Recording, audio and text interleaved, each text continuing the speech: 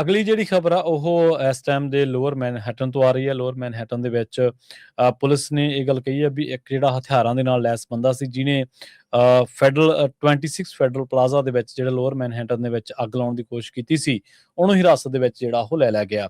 ਅਧਿਕਾਰੀਆਂ ਨੇ ਬਕਾਇਦਾ ਇਸ ਦੀ ਪੁਸ਼ਟੀ ਕੀਤੀ ਹੈ ਤੇ ਉਹ ਦੋ ਜਣਿਆਂ ਨੂੰ ਮਾਮੂਲੀ ਸੱਟਾਂ ਵੀ ਲੱਗੀਆਂ ਨੇ ਤੇ ਇਹਨੂੰ ਜਿਹੜਾ ਸੰਭਾਵੀ ਅੱਤਵਾਦੀ ਕਾਰਵਾਈ ਵਜੋਂ ਜਿਹੜਾ ਇਸ ਘਟਨਾ ਦੀ ਜਾਂਚ ਕੀਤੀ ਜਾ ਰਹੀ ਆ। ਵੀਡੀਓ ਦੇ ਵਿੱਚ ਨਜ਼ਰ ਵੀ ਆ ਰਿਹਾ ਵੀ ਇਹ ਜਿਹੜਾ ਬੰਦਾ ਉਹ ਇਮਾਰਤ ਦੇ ਬਾਹਰ ਕੋਈ ਜਲਣਸ਼ੀਲ ਜਿਹੜਾ ਤਰਲ ਪਦਾਰਥ ਪਾਉਂਦਾ ਨਜ਼ਰ ਆ ਰਿਹਾ ਤੇ ਫਿਰ ਉਹਨੂੰ ਅੱਗ ਲਾ ਰਿਹਾ। ਪੁਲਿਸ ਦੇ ਮੁਤਾਬਕ ਮੰਨਿਆ ਜਾ ਰਿਹਾ ਕਿ ਇਹ ਬੰਦਾ ICE immigration and custom enforcement ਦਾ ਵਿਰੋਧ ਕਰਨ ਵਾਲਾ ਪ੍ਰਦਰਸ਼ਨਕਾਰੀ ਹੈ, ਜਿਸ ਨੇ ਪਹਿਲਾਂ ਵੀ ਅਜਿਹੀਆਂ ਗਤੀਵਿਧੀਆਂ ਕੀਤੀਆਂ ਨੇ। ਇਹਦਾ ਪਿਛੋਕੜੇ ਦੱਸਦਾ। ਅਧਿਕਾਰੀਆਂ ਨੇ ਤੁਰੰਤ ਇਸ ਇਲਾਕੇ ਨੂੰ ਸੀਲ ਕੀਤਾ।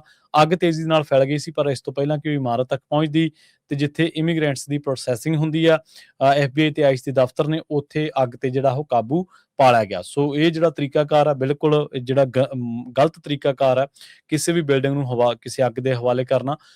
ਇਹ ਬੇਸ਼ੱਕ ਪ੍ਰੋਟੈਸਟ ਆਈਸ ਦੇ ਵਿਰੁੱਧ ਕਰ ਰਿਹਾ ਸੀ, ਪਰ ਜੇਕਰ ਉਸ ਬਿਲਡਿੰਗ ਨੂੰ ਅੱਗ ਲੱਗ ਜਾਂਦੀ ਤੇ ਉਹਦੇ ਅੰਦਰ ਜਿਹੜੇ ਇਨੋਸੈਂਟ ਬੰਦੇ ਸੀ, ਬੇਕਸੂਰ ਬੰਦੇ ਸੀ, ਉਹਨਾਂ ਦੀਆਂ ਜਾਨਾਂ ਜਿਹੜੀਆਂ ਨੇ ਉਹਨਾਂ ਨੂੰ ਖਤਰਾ ਪੈਦਾ ਹੋ ਸਕਦਾ ਸੀਗਾ। ਸੋ ਇਸ ਤਰ੍ਹਾਂ ਦਾ ਜਿਹੜਾ ਜ਼ੋਖਮ ਉਹ ਨਹੀਂ ਸੀ ਚੱਕਣਾ ਚਾਹੀਦਾ, ਪਰ ਅਧਿਕਾਰੀਆਂ ਨੇ ਸਮਾਂ ਰਹਿੰਦੀ ਅੱਗ ਤੇ ਵੀ ਕਾਬੂ ਪਾ ਲਿਆ ਤੇ ਇਸ ਬੰਦੇ ਨੂੰ ਵੀ ਜਿਹੜਾ ਉਹ ਗ੍ਰਿਫਤਾਰ ਕਰ ਲਿਆ ਜੀ। ਅਗਲੀ ਜਿਹੜੀ ਖਬਰ ਆ ਉਹ ਇਸ ਟਾਈਮ ਦੇ ਲੋਅਰ ਮੈਨਹੈਟਨ ਤੋਂ ਆ ਰਹੀ ਹੈ। ਲੋਅਰ ਮੈਨਹੈਟਨ ਦੇ ਵਿੱਚ ਪੁਲਿਸ ਨੇ ਇਹ ਗੱਲ ਕਹੀ ਹੈ ਵੀ ਇੱਕ ਜਿਹੜਾ ਹਥਿਆਰਾਂ ਦੇ ਨਾਲ ਲੈਸ ਬੰਦਾ ਸੀ ਜਿਹਨੇ ਫੈਡਰਲ 26 ਫੈਡਰਲ ਪਲਾਜ਼ਾ ਦੇ ਵਿੱਚ ਜਿਹੜਾ ਲੋਅਰ ਮੈਨਹੈਟਨ ਦੇ ਵਿੱਚ ਅੱਗ ਲਾਉਣ ਦੀ ਕੋਸ਼ਿਸ਼ ਕੀਤੀ ਸੀ, ਉਹਨੂੰ ਹਿਰਾਸਤ ਦੇ ਵਿੱਚ ਜਿਹੜਾ ਉਹ ਲੈ ਲਿਆ ਗਿਆ। ਅਧਿਕਾਰੀਆਂ ਨੇ ਬਕਾਇਦਾ ਇਸ ਦੀ ਪੁਸ਼ਟੀ ਕੀਤੀ ਹੈ ਤੇ ਉਹ ਦੋ ਜਣਿਆਂ ਨੂੰ ਮਾਮੂਲੀ ਸੱਟਾਂ ਵੀ ਲੱਗੀਆਂ ਨੇ ਤੇ ਇਹਨੂੰ ਜਿਹੜਾ ਸੰਭਾਵੀ ਅੱਤਵਾਦੀ ਕਾਰਵਾਈ ਵਜੋਂ ਜਿਹੜਾ ਇਸ ਘਟਨਾ ਦੀ ਜਾਂਚ ਕੀਤੀ ਜਾ ਰਹੀ ਆ। ਵੀਡੀਓ ਦੇ ਵਿੱਚ ਨਜ਼ਰ ਵੀ ਆ ਰਿਹਾ ਵੀ ਇਹ ਜਿਹੜਾ ਬੰਦਾ ਉਹ ਇਮਾਰਤ ਦੇ ਬਾਹਰ ਕੋਈ ਜਲਣਸ਼ੀਲ ਜਿਹੜਾ ਤਰਲ ਪਦਾਰਥ ਪਾਉਂਦਾ ਨਜ਼ਰ ਆ ਰਿਹਾ ਤੇ ਫਿਰ ਉਹਨੂੰ ਅੱਗ ਲਾ ਰਿਹਾ। ਪੁਲਿਸ ਦੇ ਮੁਤਾਬਕ ਮੰਨਿਆ ਜਾ ਰਿਹਾ ਕਿ ਇਹ ਬੰਦਾ ICE immigration and custom enforcement ਦਾ ਵਿਰੋਧ ਕਰਨ ਵਾਲਾ ਪ੍ਰਦਰਸ਼ਨਕਾਰੀ ਹੈ, ਜਿਸ ਨੇ ਪਹਿਲਾਂ ਵੀ ਅਜਿਹੀਆਂ ਗਤੀਵਿਧੀਆਂ ਕੀਤੀਆਂ ਨੇ। ਇਹਦਾ ਪਿਛੋਕੜੇ ਦੱਸਦਾ। ਅਧਿਕਾਰੀਆਂ ਨੇ ਤੁਰੰਤ ਇਸ ਇਲਾਕੇ ਨੂੰ ਸੀਲ ਕੀਤਾ।